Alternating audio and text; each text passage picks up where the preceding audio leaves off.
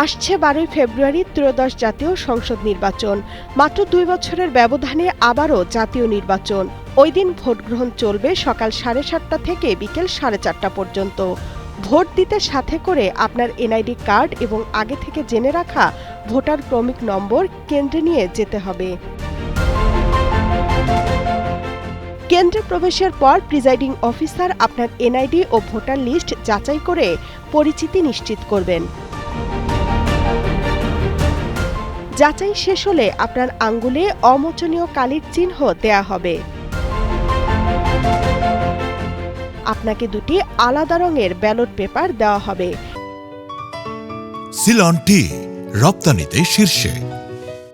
সাদা ব্যালট সংসদ সদস্য নির্বাচনের জন্য, গোলাপি ব্যালট সংবিধান সংস্কার বা গণভোটের জন্য। গোপন বুথে গিয়ে সাদা ব্যালটে আপনার পছন্দের প্রার্থীর প্রতীকে এবং গোলাপি ব্যালটে আপনার মতামত অনুযায়ী হ্যাঁ অথবা না ঘরে সিল মারুন। সিল মারা শেষে ব্যালটগুলো ভাঁজ করে নির্ধারিত ব্যালট বাক্সে ফেলে দিন। তামান্না তাহসিন খান, কালের কণ্ঠ।